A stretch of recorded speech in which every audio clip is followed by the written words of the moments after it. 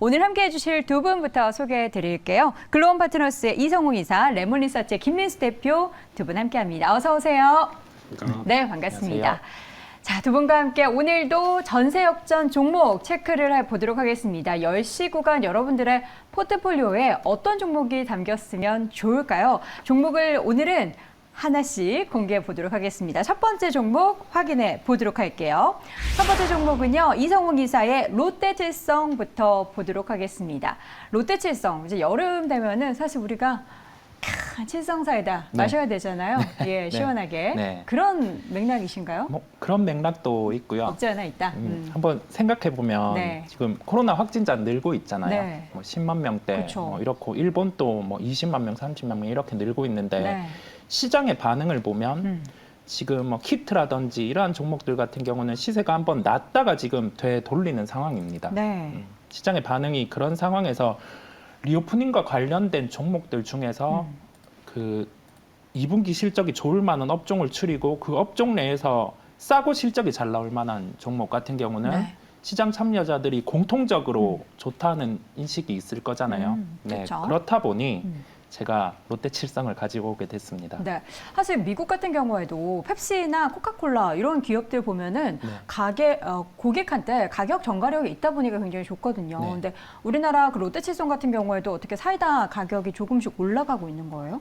뭐 사이다는 뚜렷하게 그렇지는 않은데요. 네. 달라진 게 하나 있어요. 뭐죠? 흥미로운 게 제로 펩시라고 네. 제로 칼로리거든요. 네. 이게 시장 점유율을 뭐 50% 차지했다 보니까 네. 이 부분이 뭐 하나의 포인트, 아. 매력적인 포인트고요. 다이어트를 위해서 제로 펩시를 먹는 거 수요가 늘어나고 있다는 거죠? 네, 그냥 요거는 하나의 그냥 매력 정도. 근데 본업이 이제 뭐 주류 판매라든지 이 부분이 올라오고 있고 8월에 그 새롭게 MZ 세대를 타겟으로 해서 소주를 내놓습니다. 오, 정말요? 이름은 세로라는 세로? 소주, 예, 가로 세로 할 때 그 세로요? 세로 뉴. 아, 세로. 네. 아이의 네. 세로. 네. 네, 그 소주인데 그게 이제 뭐 젊은 층이 최근에 새로운 증류주에 대한 관심이 높잖아요. 네. 예, 그 박재범이 내놓은 소주 같은 경우도 그렇고. 그렇죠. 예, 도수가 좀 높은 술을 즐기는 추세가 좀 나타나고 있어요. 네, 그런 트렌드에 맞춰서 저희가 예상하지 못한 부분까지 실적이 좋아질 수 있다는 점까지 해서 말씀드리게 됐습니다. 종목은 무거워요. 뭐 10시 지금 당장 시세는 안 날 수 있습니다. 네. 다만 지금의 시장에서 지수가 떠나가는 단계에서 2분기 실적에 반응을 하고 있는 종목들을 봤을 때 네. 이제 8월 1일에 2분기 실적 발표 예정이거든요. 8월 초. 네, 그런 점까지 대입해 봤을 때는 뭐 괜찮지 않을까라는 생각입니다. 네. 가격대, 말씀해 가격대를 주시죠. 말씀드리면 네. 매수가는 16만 8천 원에서 17만 1천 원입니다. 네. 가격을 조금 아래로 잡았고요. 네. 목표가는 18만 8천 원, 손절가는 16만 원을 잡았습니다. 네.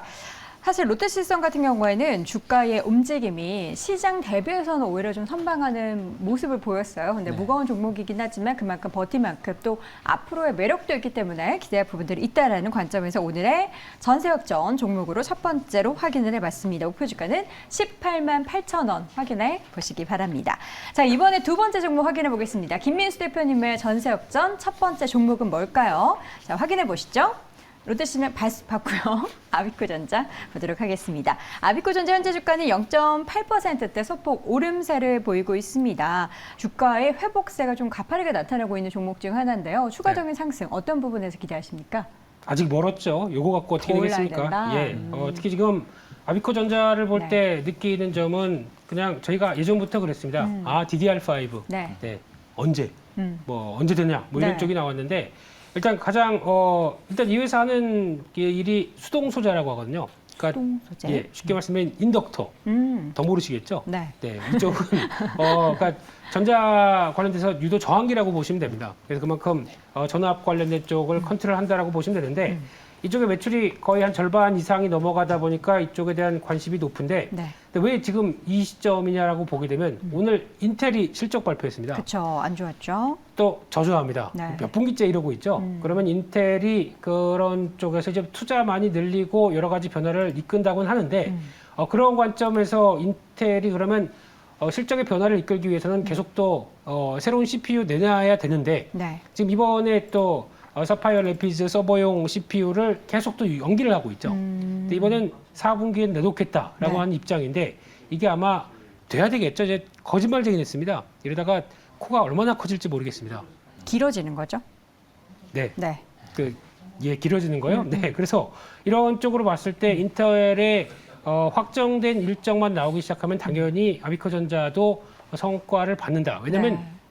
이번에 DDR4와 5가 다른 점의 가장 큰 차이는 쉽게 말씀드리면 저희가 얘기하는 메탈 파워 인덕터라고 얘기했는데 이게 뭐냐면 DDR5 모듈 안에는 전력 관리 모듈이 들어갑니다. 네. 그만큼 전력을 컨트롤해서 전력 소비를 줄이고 효율화시키려고 하는 이 소자가 더 들어가는데 네. 이걸 담당하는 회사가 아비코전자가 거의 독보적으로 단독적으로 들어갑니다. 네. 그렇게 되면은 DDR5가 나온다. 그러면 가장 큰 수혜를 받을 만한 종목이다라고 보시는 게 맞는데 이게 언제 되느냐에 따라서 된다 안 된다 가지고 주가가 기대감에 올랐다가 또 빠졌다가 하는 과정인데 아마 4분기에는 될 것 같습니다. 여기서 더 늦추게 되면 인텔이 지금 더 이상 바라볼 수 있는 실적의 버팀목이 없어지다 보니까 네. 하기는 하겠죠. 아마 개발은 다 해놓고 이제 양산이 이제 좀 파운드리 쪽으로 좀 주는 과정 쪽에서 뭔가 좀 계속 얘기가 나오는 게 아닐까라는 생각은 드는데 네. 그게 또 확인되게 되면 아비코전자에도 실적의 점프업은 나올 수 있겠다라고 바라보고 있고요. 네. 그다음 또 하나 중요한 게 자회사가 하나 있습니다. 아비코테크라는 회사가 있는데 이 회사가 자동차용 PCB를 전문적으로 담당합니다. 그러니까 이제 전장용 PCB죠. 근데 지금 앞으로 자율주행과 또 전장화가 계속 이어지기 시작하게 되면 당연히 매출이 늘어날 수밖에 없는 회사죠. 그래서 이 부분까지도 생각한다라고 하게 되면 계속 기대감을 갖추는데 아마 최근에 주가는 이제 올라오긴 올라왔습니다. 그러니까 회복된다고 봐야 되겠죠. 네. 하락할 때 그 하락 속도보다 올라가는 회복 속도가 더딘 건 당연하겠죠. 왜냐면 모멘텀이 나와야 되니까 그쵸. 그런 과정인 것 같고요. 그래서 이런 쪽에서 지금 가격대부터 11,000원대 초반대에서는 한번 모아가도 지금 가격도 괜찮다. 400원이네요. 네. 아직 11,000원대 초반. 네, 그 주선으로 움직여서 들어갔을 때 다음 기회를 노린다라고 하게 되면 여전히 기대감은 높다고 보여지고 있고요. 네. 지난번 보였던 가격대 부분은 지금 보게 되면 다 물렸죠. 네. 그럼에도 불구하고 어떤 모멘텀은 남아있다는 쪽에서 한 15,000원대 부분 정도까지는 들어올 수 있겠다고 바라보고 있고요. 손절가는 조금 짧게 잡았습니다. 1,300원으로 잡겠습니다. 네.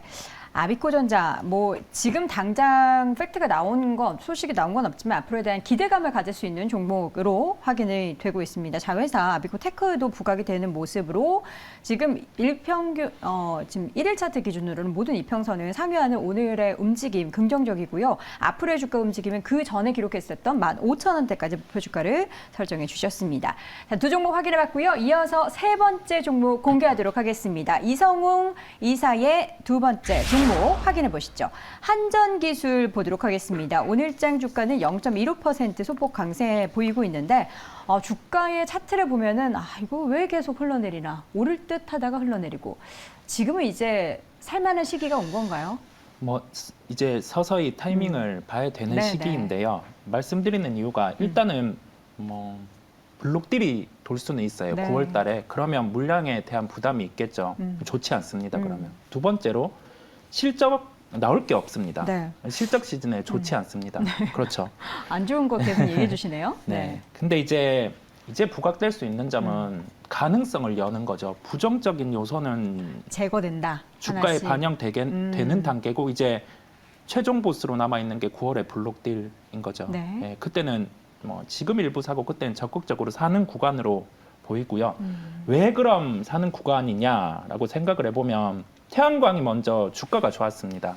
뭐 실적이 뒷받침되는 측면도 우리나라에서 나타났고 그다음에 뭐 미국의 법안이라든지 그러한 부분까지 더해지면서 주가가 좋았는데요.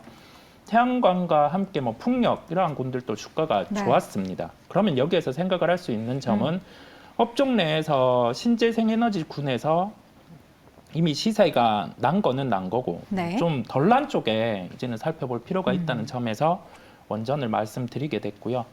수출이 나간다고 하면은 한전그룹을 통해서 나가기 때문에 여기에서 설계를 담당하는 한전기술 같은 경우가 뭐 대형 원전 기준으로 한 기당 한 3조 정도의 네. 매출이 가능하다 보니까 언급을 드리게 됐습니다. 네. 여기에서 가격적인 측면을 조금 아래로 잡았어요. 자, 왜냐하면은 첫 번째로는 시장에서 아직 뚜렷하게 원전에 대한 부분이 반영이 안 된다는 점을 가격에 녹여냈고요.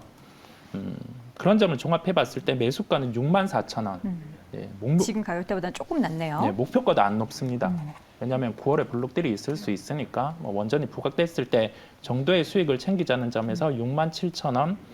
손절가는 매수가의 3%를 제시해 드리고요. 네. 여기에서 추가로 원전 중에서 가장 탑픽의 종목은 BHI라는 종목이 있습니다. 저희가 그 점을 기억해 놓고 본격적으로 수출이 되는 시점에서는 BHI가 베타가 제일 크고 그다음에 뭐 이어지는 실적 플레이로는 한전기술이라는 종목을 접근하시면 되겠습니다. 네. 한전기술은 이제 단기적인 부분에 있어서 제가 봤을 때는 이성우 이사님이 요거를 계속 킵을 해두고 9월 달까지 가면 그때는 이제 적극적으로 대응을 해야 되기 때문에 계속 추이를 지켜보자라는 관점에서 지금 제시해 주신 것 같습니다. 네네. 단기적인 목표 주가 67,000원 제시해 주셨고요. 한전기술 확인해 봤습니다. 자, 그렇다면 한전기술에 맞설 두 번째 공략 종목 확인해 보도록 하겠습니다. 김인수 대표님은 휴비츠를 제시해 주셨습니다. 휴비츠가 오늘장 4%대 하락하는데 이게 사실 악재로 하락하는 게 아니라 사상 최대 실적을 기록했는데 약간 뉴스에 팔고 있는 그런 정세인가요? 네. 네. 그런 왜 실적 좋다 그러면 빠지죠? 미리 선반영 됐다 뭐 이런 분위기가 대체적이죠 뭐. 네, 인정 못 하겠습니다. 네. 이런 더 좋다. 예, 실적 좋은 거는 그냥 뚫리면 잡아야 되겠죠. 네. 그런 관점 쪽에서 바라보고 있는데 보통 보면 저희가 그렇죠. 이렇게 되면 차트가 망가졌네, 차트가 이상하네, 뭐 이렇게 얘기를 하시는데, 기술적 분석으로. 네, 예. 근데 그럼에도 불구하고 이걸 반대로 이용하게 되면 지난번에도 얘기했던 JVM 같은 경우도 패턴을 보게 되면 지금 그러니까 JVM 같은 경우도 그렇죠. 실적 좋다고 그러는데 주가 안 네. 가요. 그러다가 나중에는 박스권 마무리 짓고 그다음에 돌파한 경우가 나오죠. 그러니까 거의 이제 지금도 휴비츠도 거의 그런 패턴으로 보여지고 있는 의료기기 쪽의 하나의 종목이 아닌가 네. 생각이 들고 있는데 특히 이 회사 같은 경우는 다 안과 의료기기 쪽, 그러니까 즉 검안기 뭐 이런 쪽의 회사로 알려져 있는데 네. 안경 전문점에 들어가는 검안기라고 하면 약간 압축돼 있겠죠. 그래서 이런 솔루션까지 다 해서 뭐 가보시면 이제 다 검사하고 바로 이렇게 이제 종이로 찌직 나오지 않습니까? 이렇게 나오는 세계 세 번째로 개발한 회사입니다. 그래서 이쪽이 계속 매출 확대 쪽으로 나오면서 이번 실적도 잘 나왔다고 보여지는데, 네. 근데 지금 가장 중요한 게 아직 좀 눈이 좀 침침하거나 뭐 그러실 때는 아니죠? 저 요즘에 좀 작은 글씨가 잘 안 보입니다, 사실. 때가 됐습니다. 네. 맞춰야 되죠. 그런 예. 때가 됐습니다. 그래서 근데 이게 왜 그러냐면 과거보다 좀 이런 그러니까 노안이라고 그러죠. 슬픕니다. 네. 네. 근데 이게 좀 빨라졌습니다. 이게 쉽게 말씀드리면 전자기기 저희가 많이 보고요. 그쵸. 노트북 많이 보고 거기다가 또 인구가 약간 이제 노령화되기 시작하게 되면은 네. 하나의 또 많이 쓰이죠. 그렇죠. 어떤 수혜를 받는 대표적인 종목이겠죠. 그러면서 그러면 눈에 대해서 검진하고 나오는 또 안경도 맞추기 할 때 이 전 단계다 보니까 네. 확대가 계속 된다라는 관점 쪽에서 지금 큰 트렌드는 맞는다라고 봐야 될 것 같고요. 게다가 또 렌즈 미터, 렌즈 가공기, 렌즈 쪽도 같이 하다 보니까 휴비츠의 기계를 통해서 안경점 하나 차리기 딱 좋죠. 그러네요. 예, 이런 상황으로 나왔었을 때 일단 이번에 나왔던 실적 상당히 고무적이라고 봐야 될 것 같고요. 그래서 지금 분기 실적 60억대가 63억대 나왔는데 최대. 최대죠. 그래서 분기 실적 최대가 나왔는데 이 정도 되게 되면 지금 시총이 한 1,500억이 안 됩니다. 1,449억이죠. 네. 그렇게 되면은 60억 대충 한 50억대 부분만 나온다고 하더라도 영업이익이 한 뭐 200억대 전후로 나오게 되는데 네. 이게 확인되기 시작하면 시총 대비 싼 종목이죠. 그런 쪽에서 변화가 나왔을 때는 여전히 실적 때문에 뭐 출렁이면 나온다고 하더라도 주가는 실적을 바탕으로 움직인다라고 하게 되면 마무리되고 나게 되면 레벨업이 늦지만 시도가 될 수 있다라고 하는 쪽에서 아마 빨리는 안 움직일 것 같습니다. 그래도 내가 이런 때 좋은 종목 좀 갖고 좀 길게 봐야 되겠다라고 생각하시면은 하나의 후보로 들어올 수 있는 종목이다라고 네. 바라보시고요. 지금 패턴으로 보게 되면은 최근 들어서 꾸준히 올라왔습니다. 근데 말씀하셨듯이 꾸준히 올라왔던 근거가 실적 때문에 올라왔다. 그러면 이때 한번 팔아야지 뭐라고 생각하는 물량들 나올 수 있다고 생각되고 있고요. 그런 쪽에서 최근에도 거래가 의외로 좀 되죠. 그런 쪽에서 아마 지금 가격대 11,000원대 밑에서 10,000원대 중반대는 크게 안 밀릴 것 같습니다. 이 정도 부분에서 거의 조정 마무리 짓고 다시 움직이게 되면 박스권 상단부를 돌파하러 가겠죠. 네. 그럼 이게 지금 어떤 단계냐고 봤을 때 월봉상의 사상 최대 내실적은 월봉상으로 보게 되면 아직 저 위치라고요. 그럼 좀 이상한 거 아닙니까? 그렇기 때문에 오히려 이런 부분들이 반영된다라고 하게 되면 한 14,000원대 정도까지는 1차로 바라보면서 대응해도 실적이 바탕이 되는 종목이기 때문에 큰 변화가 없다라고 바라보고 있고요. 네. 손절가는 1,500원대로 보겠습니다. 1,500원대로 말씀드리겠습니다. 네, 휴비츠.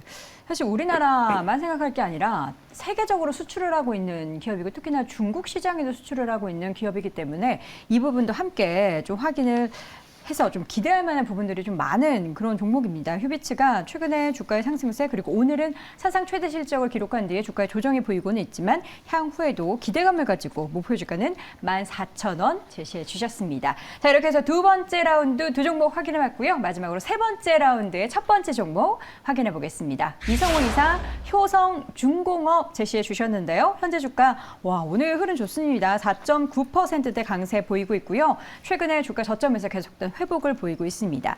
이사님, 네. 효성중공업은 어떠한 매력이 있을까요? 일단 신재생에너지가 부각이 됐잖아요. 네. 태양광, 그다음에 뭐 풍력 이런 군이 부각되고 나면은 이와 관련된 기기 쪽이 시장에서 부각이 되고요. 네. 그 마지막으로는 이제 ESS 단 에너지 저장 장치? 에너지 저장 장치 쪽이 부각이 되는데 그 현대일렉트릭이 일단 실적으로 보여줬어요. 실적 예상치보다 실적이 잘 나왔고 네. 그렇다고 하면은 저희가 연결해서 생각을 해 볼 수 있는 게 첫 번째로 변압기 단의 실적이 잘 나오는구나. 근데 이게 수출을 하는 기업 같은 경우는 환율에 영향이 있어서 더 플러스 될 수 있겠구나라고 네. 생각을 해볼 수 있겠고요. 두 번째로는 여기에서 지금 태양광이 좋았기 때문에 이제 기기 쪽으로 볼 거란 말이죠. 시장 참여자들이. 네. 네, 그렇다 보니 이 종목을 가지고 왔습니다. 오늘 2분기 실적 발표가 있겠고요. 뭐 숫자는 어떻게 나올지 모르겠는데 아직은 발표 안 됐죠. 네. 뭐 올해 예상 실적 대비해서 주가 수익 비율이 한 8배 수준으로 거래되고 있습니다. 네. 이게 그 2분기 실적의 보수적인 점을 반영을 했고요. 왜냐하면은 이 보수적인 실적이 나타날 수 있는 점이 건설의 매출 비중이 50%입니다. 네. 안 좋잖아요, 네. 건설. 네, 그런 점까지 감안했을 때도 밸류적인 매력이 있다 보니까 효성중공업을 말씀드리게 됐고 네. 세 개의 카드 중에 오늘의 히든 카드입니다. 네. 정말요? 세 개 중에서 그럼 가장 미는 종목이 효성중공업이십니까? 네, 강하게 오늘 네. 생각을 하고 왔습니다. 그럼 강하다면 목표 주가도 지금 현재가 대비해서 좀 다소 높게 제시해 주실 것 같은데 어느 정도 생각하십니까? 네, 목표가는 조금 높게 했습니다. 네. 살짝 높게. 네. 매수가 같은 경우는 제가 원래 54,400원을 가지고 왔는데 네. 지금 가격이 58,300원입니다. 지금도 오릅니다, 더. 네, 한 57,500원부터는 추격 매수 가능하다고 말씀을 드리겠고요. 네. 목표가는 65,200원 구간. 손절가는 매수가의 10%를 네. 제시해 드리겠습니다. 근데 좀 아쉬운 게 직전 고점이 66,000원, 68,000원인데 65,000원이면 다소 좀 보수적으로 말씀해 주시는 것 같은데요. 2분기 실적이 나오고 네. 3분기 때는 또 건설과 관련된 이슈를 얘기를 할 수 있습니다. 네. 그리고 주가가 한 발은 빠를 거예요. 왜냐하면 시장의 트렌드가 네. 일단은 기기 이쪽으로 보는 흐름이 네. 있기 때문에 그런 점을 감안해서 좀 빠르게 갔다가 한번 조정이 보일 수 있다는 점을 네. 말씀드렸습니다. 알겠습니다. 세 번째 라운드 첫 번째 종목은 효성중공업 이성호 이사의 또 오늘 가장 적극적으로 추천을 하는 그런 종목 히든카드라고 했으니까 이 카드를 이제 내놓으심으로 인해서 앞으로 효성중공업 얘기 나올 때마다 제가 이성호 이사님께 여쭤보도록 하겠습니다. 자, 그럼 마지막 종목 김민수 대표 종목 확인해 보도록 하겠습니다. 나이스 평가 정보를 가지고 오셨습니다. 1.93% 오늘장 강세를 보이고 있는데요. 나이스 평가 정보를 가지고 오신 이유가 뭘까요? 네, 아닌 히든 종목입니다. 네. 네, 근데 지금 나이스 평가 정보는 저희가 다 알죠. 보시면 뭐 조회하다 보면은 신용조회. 그렇죠. 네. 네, 그래서 평점 조회해야 한다. 뭐 이런 얘기 나오고 있고요. 네. 그런 쪽에서 지금같이 이제 금리가 인상되기 시작하게 되면 어떤 변화가 나오냐면 저 사람은 대출이나 이런 금융권 쪽에서 신용에 대해서 이제 중요한 모습들이 작용하기 시작하겠죠. 네. 신용 평점을 얼만큼 잘 관리해야 또 저 사람에 대한 평가나 또 이제 대출이 원활하게 나갈 수 있겠구나라고 하는 이런 부분들이 가장 바탕이 될 걸로 보여지고 있고요. 네. 그런 쪽에서 또 강점이 있는 게 이 회사는 어떤 개인 신용 정보, 기업 정보를 다 같이 합니다. 그러니까 이거 개인과 개인 둘 다, 개인과 기업 둘 다 한다. 그렇죠. 개인 네. 쪽과 개인 쪽에 관련된 신용 정보, 기업 쪽의 신용 정보 둘 다 네. 처리하다 보니까 네. 우리나라에서 하나밖에 없습니다. 오. 유일한 상황이라고 되면 좀 밸류를 좀 더 줘도 되지 않느냐라고 거의 관점 쪽에서. 독점이네요. 그럼. 독점이죠. 나이스 그룹이 거의 그쪽을 통해서 이제 확장. 신용평가 관련해서. 네, 그리고 또 뭐 밴 하는 회사나 뭐 이런 쪽으로 좀 나가다 보니까 거기서 가장 핵심적으로 보는 상황들인데, 네. 근데 이런 신용 정보의 중요성, 또 마이데이터 서비스를 하기 시작하면서 나왔던 여러 가지 현상도 있겠지만 이게 확장이 되면서 나오기 시작하게 되면 지금 트렌드에도 딱 맞다. 그래서 한때는 시작에서 뭐 고려 신용 정보 같은 약간 채권 추심하는 어둠의 종목들도 이제 움직임이 나오는 흐름이라고 하게 되면 네. 지금 이제 금리가 가파르게 올라가기 시작하게 되면 가장 눈길이 가는 거는 그럼 이게 그만큼 우리나라가 잘 견딜 수 있을까라고 하는 부분들이 나오다 보니까 계속 관심이 높아지는 거죠.